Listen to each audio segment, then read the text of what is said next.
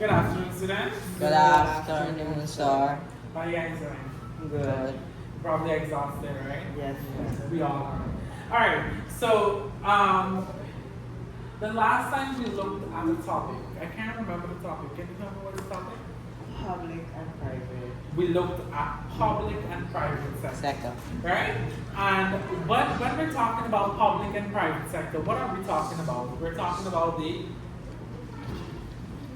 governments, and then we're talking about Private companies. business, right? Now, today we are looking at a new topic, and I want you guys to look at this poster here and tell me what comes to mind. Yes, what? Forms of business control. And why would you say forms of business? Because some forms of the business control, like partnership, Right, we have partnership here. you have sole trader, We can see sole trader. What else can we see? cooperative. We can see cooperatives. And Yeah, we see all of that here, right? So today our lesson is forms of businesses, right? Here's our topic for today. Now, the objective of this lesson is to explain the different forms of business organization, using the characteristics of each to identify the forms of business, evaluate real-world examples of various business types. Now, the first one that we're going to be looking at is sole proprietorship. And when you hear the word sole, what comes to mind? one person. One, right? When we're talking about sole proprietorship, we're talking about one and one only. Now, the definition goes, these businesses usually are owned by one person, also known as the individual, who has the day-to-day responsibility of running the business. Sole proprietors can be independent contractors, freelancer, home-based businesses. Now, take for example, I have a model here. I'm not sure how well you can see it, but on this model, we have, on this side of it, we have a table, a bench, and we have Susie drinking lemonade, right? Now, this is what we call sole proprietor. This can be operated in front of someone's house. Now, when you go home from school, don't you see the red stand in front of somebody's house? There's a red stand in front of Yes, sir. Now, that is a sole proprietorship, right? They run that business from the home, their home, right? And one person owns and operates that business. Now, some of the advantage is the simplicity of the organization. It is very simple, no complex structure. Minimum legal work requirements, easy discontinuance. You can get up tomorrow morning. I don't want to work anymore. That's it. Close. Closeness to customers. Now, sole proprietorship deals with the interaction with the people in the community and the people in society, right? Yes. They're very personal. Now, you can go to Auntie Sally pepper stand and tell Auntie Sally, give me 2 pint pepper, I'll pay you later. Right? Auntie Sally said, take 2 pints, I give you half pint free. That's a closeness, a relationship with the sole proprietor. Decision making, efficiency in decision making. Because there's not that many people in the organization, it is easy to make decisions. One person can make the decision for the company, right? The business. Now, if Auntie Sally said that she wants to paint his stand in purple, she don't have to go tell her husband. Her husband don't own the table. She can paint it purple if she wants to, right? Now, some of the disadvantages are unlimited liability, right? You could become very caught up with a lot of liabilities, expenses. You have difficulty in raising capital because it's a small business. People don't want to invest, right? No investor would want to go and invest in Auntie Sally's pepper business. right? They would say, oh, Auntie Sally Pepper business is not gonna make that much money for us, I'm not gonna invest, right? And it's not nothing personal, it's just that investors, they want profit. That's why they're investing, right?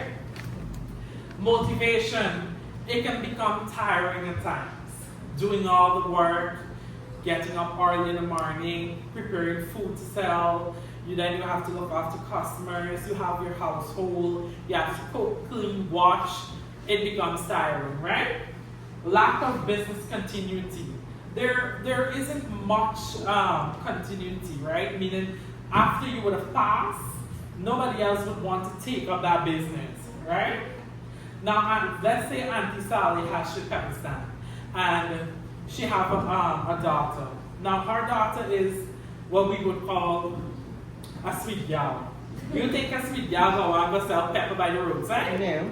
No, she would not want to take on that business, right? Now, the next one we have here is partnership. When we're talking about partner, what are we talking about? Two or more. We're talking about two or more, right? We're talking about me, you, all of us in a business, right? Now, by definition, a partnership is a business owned and shared by 2 to 20 persons, right? In a partnership, you can have up to 2 to 20 persons. And that 20 person is a stop-off because of legality, right? Who join to carry on a business operation for profit. Mind you, we're talking about profits. Each partner contributes capital, other assets, and each also share the profit and the loss. Now let's say we formed a partnership, me and Mikhail and Bodesh formed a partnership. I put 50,000, he put 50,000, he put 50,000. Now we operate this business. We lost $100,000, right? Partnership doesn't operate whereby me and Miguel would take 50% loss. No, we have to share it within the three of us, right? All three of us are gonna take responsibility for that loss. Same as profit. If we have $100,000 profit, the three of us would have to share that profit, right? Now, some advantages are resources. Miguel might come with IT skills. Bodesh might come with lots of money because he has generational wealth, right? I might come with the ability to operate and manage a business, right? So that's what we're talking about, pooling our resources together. Then we move to simplicity. It is simple. We sit down, the three of us sit down, maybe with some lawyers, some employees, human resource employees from the business. We draft out a plan and we say, okay, this is what we're gonna do. This is what the resources are gonna be used for, right? Simple. Productivity. Now, usually, if I had a business, I would have to operate that business by myself. Manage, I would have to supervise, I would have to fund. Now, since there's three of us in that business, we can share that responsibility. It becomes easier for us. Now let's look at the disadvantage. You have unlimited liability. You can become liable very quickly if you do not manage your business properly. You have divided authority. Now, you know, sometimes when you join partnership, the one person wants to take the control all the time. Yeah. That's one of the disadvantages. You might have a person like that in your partnership agreement. The lifespan of a company, limited lifespan of the company. Now, most times when a partner died, that's the end of it, right? Or if the agreement is that a partner could withdraw whenever he or she wants, and there's probably a dispute in the company, they withdraw themselves. That's it, partnership is done. Now, let's say, for example, on this model here, I have a cafe, right? Now, here we have Alan. Alan is a tech person, right? Then we have Jane. Jane is a teacher. Now, Jane got money, Alan got skills, right? Now, what the two of them did is that they brought together a plan. They opened a cafe. Now, Alan is going to bring in some internet servers. He's going to open an internet cafe whereby he would give internet access and help customers with internet related problems, right? And Jane now, she's going to bring her money. She's going to invest in some coffee machines and she's going to make some beautiful coffee for her customers. Now, the two of them bringing together their resources, starting a business all by themselves. This is what we call a partnership, right? Now, let us look at the other one, which is cooperatives. When we hear the word cooperative, what comes to mind? Cooperative. Yes. It's like owned by a group of people. It's a group, right? We're all coming together to do a task, to perform a task. Now, by definition, a cooperative are a type of business organization where a group of people own, operate a business for mutual benefit, right? When we're talking about mutual benefit, we're talking about the benefit for all. This when we cooperate, when we come together, it's going to be benefit for all of us that comes together, right? It's not going to be one person benefiting. All of us are going to benefit from it. Then there are many different types of cooperative, including housing, workers, marketing, agriculture, cooperatives, right?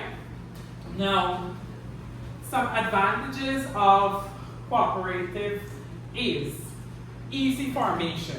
They can easily be formed. Limited liabilities. There's not much that you're liable when you join a cooperative. Service motive, you have democratic management, and you have surplus share. Now, when we're talking about surplus in this sense here, we're talking about profits, right? Now, I'd like to bring to your attention while I'm at cooperative, a company that maybe we're all familiar with, and that company is Blue Diamond. That's a company, right? When you go to the supermarkets during the holiday, it's mostly during the holiday you would see it. Don't you see these bags of nuts? There's a variety of nuts, and there is in this clear bag with a diamond-shaped logo on it. How much of you go to Price Right during the Christmas season?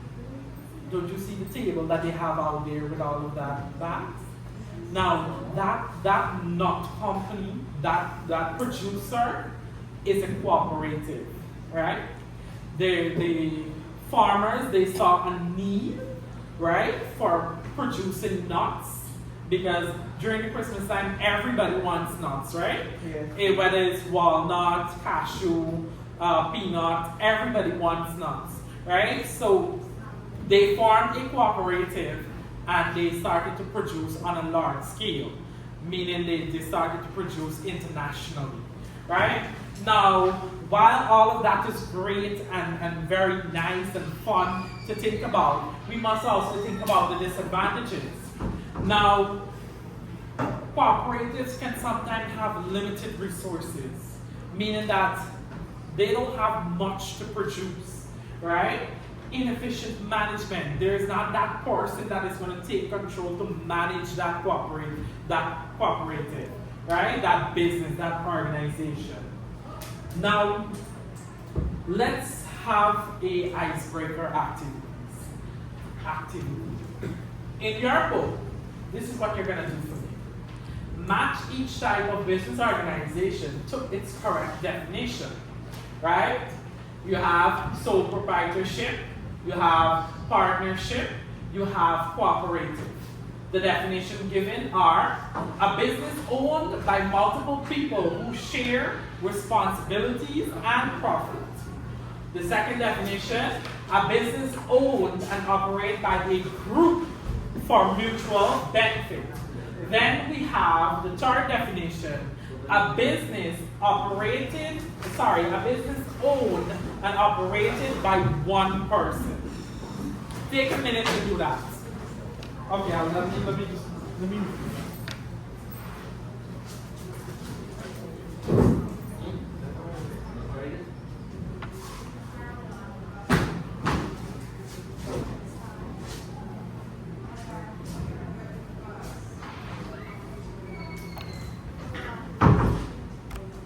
You guys are done? Yes, sir.